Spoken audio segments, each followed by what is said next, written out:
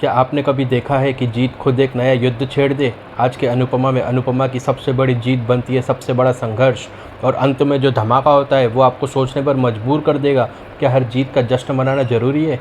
Stage पर dance रानियों की जीत का ऐलान होता है। अनुपमा की आंखों में आंसू खुशी के। वहीं देविका अनुपमा जी को समझाती है कि राही की टीम अगर हार गई तो उसका दुख हमें मनाने की ज़रूरत नहीं है। हमारी डांस रानीज़ जीती है, डांस रानीज़ काफ़ी मेहनत और संघर्ष के बाद जीती है, और ये पल दोबारा वापस नहीं आएगा। इसलिए देविका की बात मान के अनुपमा इस डांस विन को काफ़ी अच्छे से सेलिब्रेट करती है। और वहीं पाखी ताना मारती है कि देख राही, तेरी माँ नाटक कर रही थी, उससे सबका मूड बिगड़ जाता है। और वसुंधरा और ख्याति को यह जीत हजम नहीं होती। उनके चेहरे पर साफ लिखा था, तुमने हमारी बेटी को हरा दिया। हाँ दोस्तों, चुनौती के नियम था, जो हारेगा झुककर माफ़ी मांगेगा। क्योंकि सरिता ताई आती है, ख्याति जी को कहती है कि तुमने कहा था कि जो भी टीम हारेगी वो नाक रगड़ कर सामने वाली टीम से माफ़ी मांगेगी। तो राही उस चीज़ के लिए मान जाती है, राही माफ़ी देने आती है, लेकिन अनुपमा मना कर देती है। यहीं से आग भड़कती है। राही कहती है, तुम बड़ी बनने का नाटक कर रही हो माँ, लेकिन वही अनुपमा जी राही को इस बार पलट कर जवाब देती है। फाइनली हमारी अनुपमा जी पलट कर जवाब देती है कि हर बात को बड़ा बनाने की ज़रूरत नहीं है, ना तुम्हें ना हमें। और ख्याति अनुपमा को बेहया कहती है, बेशर्म कहती है। वसुंधरा कहती है, तुम खुश हो मेरी बेटी को हरा कर? अनुपमा का चेहरा बदल जाता है, वो साफ कहती है, बात यहीं ख़त्म। क्योंकि अनुपमा जी कहती है ख्याति को कि बेशर्म मैं नहीं, बेशर्म तुम हो, तुमने मेरी आई ड्रॉप्स को बदला था। और उससे ख्याति चुपचाप वहाँ से चली जाती है। इधर मंच पर जंग खत्म हुई थी, लेकिन बाहर असली खेल शुरू हो चुका था। गौतम मीडिया को पैसे देकर कहता है, खबर मत छापो, जीत छुपाने की ये चाल सबसे बड़ा धोखा है।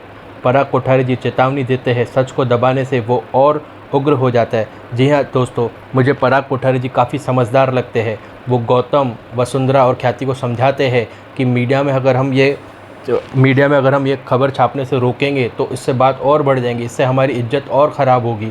और वहीं राही को सबसे ज़्यादा दुख इस बात का है कि उसने पिता का सर झुका दिया। वो पराग कोठारी जी से माफ़ी मांगती है, लेकिन पराग जी काफ़ी समझदार है। वो काफ़ी समझदारी से कहते हैं कि तुमने मेहनत की, पर हार अहंकार और गलत दोस्तों की वजह से हुई। वो उन्हें आरती करने भेजते हैं। जी हाँ, पराग कोठारी जी राही को काफ़ी प्यार से समझाते हैं कि वो एक डांस कंपटीशन हारी है। वो डांस कंपटीशन को जंग नहीं बनाया, वो एक डांस कंपटीशन था जो अब ख़त्म हो गया। उस चीज़ को भूल के आगे बढ़े, और वो राही को आरती करने के लिए कहते हैं। दूसरी तरफ देविका कहती है, अनुपमा अब नाचो, ये तुम्हारी जीत है।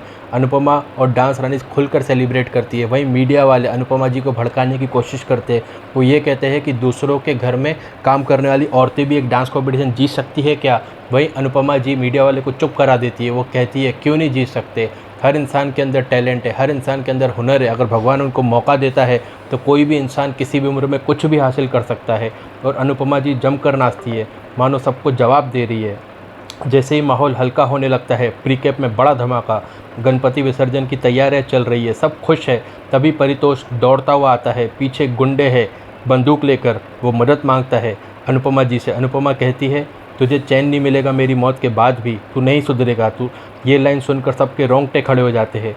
जी हाँ दोस्तों, आज का एपिसोड हमें याद दिलाता है, जीत हमेशा खुशी नहीं लाती, कभी कभी जीत ही सबसे बड़ा जख्म बन जाती है।